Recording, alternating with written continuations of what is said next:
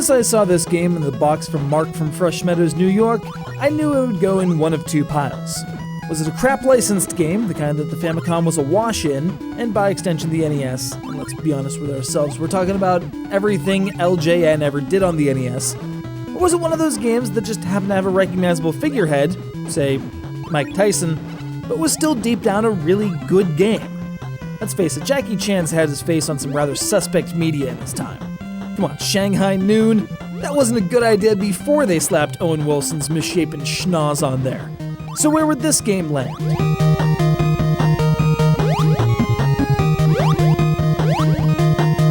As an almost recognizable Jackie Chan-styled martial arts dude, you're off to save your sister from the evil sorcerer what nabbed her, stock 8-bit modus operandi number 106, which entails platforming your way across a Chinese-style scroll one perilous zone at a time.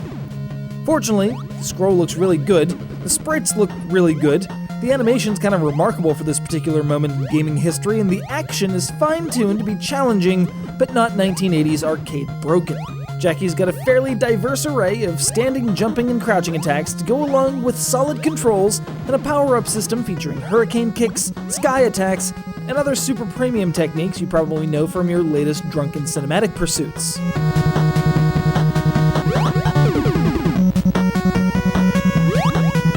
I'm just going to draw an underline beneath my point from the last graph. This game looks ridiculously good for the Famicom. Doesn't hurt that it was developed in parallel with the TurboGrafx 16 version, and Hudson were hell-bent on making a game that could live up to its star's name.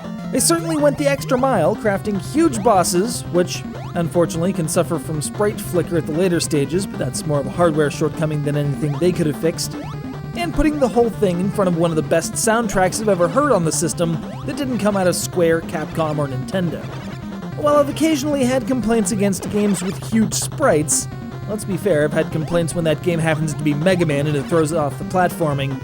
Jackie Chan manages to pull off relatively huge foes without sacrificing 1 ounce of control or collision accuracy.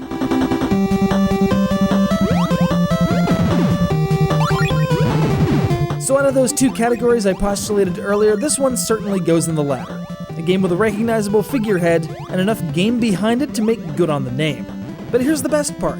You don't even need a mysterious benefactor in New York to send you a Famicom copy just to experience it. This thing got a US release on both of its platforms, meaning you have absolutely no excuse not to track down a copy and experience it for yourself.